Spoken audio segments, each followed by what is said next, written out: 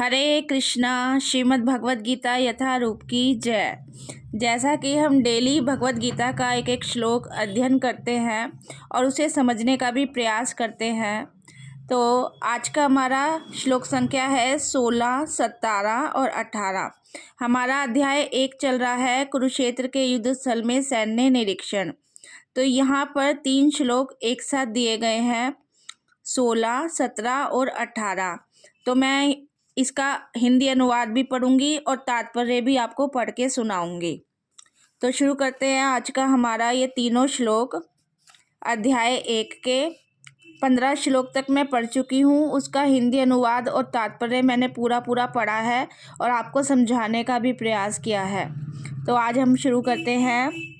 अनंत विजयम राजा कुंती पुत्रो युधिष्ठिरा नकुलः सह देवश्च सुघोष मणिपुष्पको काश्यच परमेशवासा शिखंडी च महारथा दृष्टद्युम्नो विराटश्च सात्यकी च अपराजिता द्रौपदेयाश्च सर्वश पृथ्वीपते सौभद्राश्च महाबाहु शंखान दद्मु पृथक पृथक। अगर आप लोग श्लोक यहाँ से ना पढ़ पाएँ तो आप श्लोक यहाँ से पढ़ सकते हैं।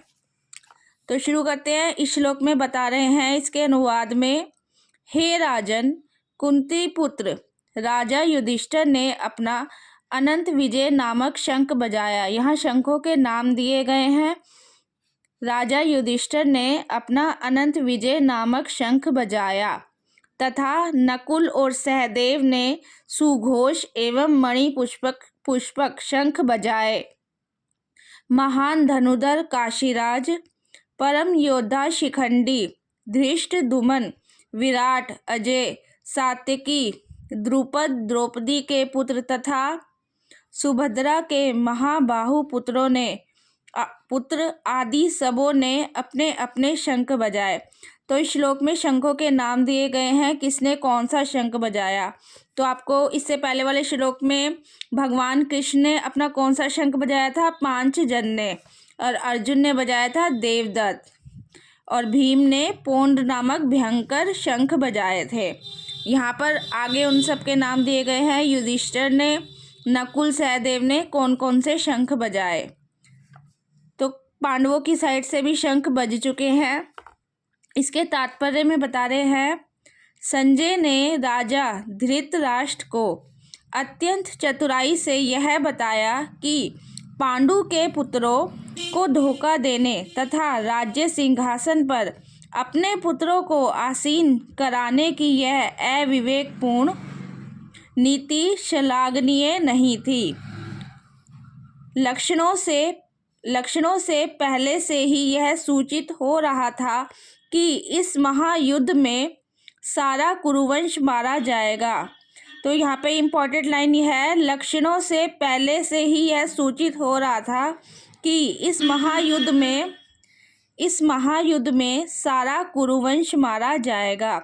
लिखा है, भीष्म पितामह से लेकर अभिमन्यु तथा अन्य पोत्रों तक विश्व के अनेक देशों के राजाओं समेत उपस्थित सारे के सारे लोगों का विनाश निश्चित था। यह सारी दुर्घटना राजा धृतराष्ट्र के कारण होने जा रही थी। ये सारी दुर्घटना किसके कारण हो रही थी, राजा धृतराष्ट्र के कारण, क्योंकि उन्होंने पांडुओं का राज्य अधिकार छीन लिए थे। भगवान ने कहा था कि उन्हें 5 गांव दे दो, तो उन्होंने कहा था हम सुई भी नहीं देंगे एक।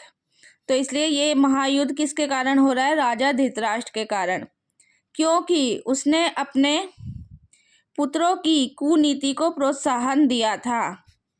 तो इस श्लोक में साफ साफ बता रहे हैं कि लक्षणों से पहले से ही पता चल रहा था कि सारे कुरुवंश मारा जाएगा। भीष्म पितामह से लेकर अन्य जितने भी कौरवों की साइड से राजा हैं, सबका विनाश पहले से ही निश्चित है।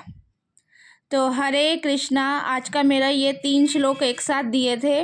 मैंने इसका पूरा हिंदी अनुवाद और तात्पर्य आपको पढ़ के सुनाया है। मैं ऐसे ही डेली भगवत गीता का एक एक श्लोक पढ़ती हूँ, उसका हिंदी अनुवाद और तात्पर्य पढ़ती हूँ और आपको समझाने का भी प्रयास करती हूँ।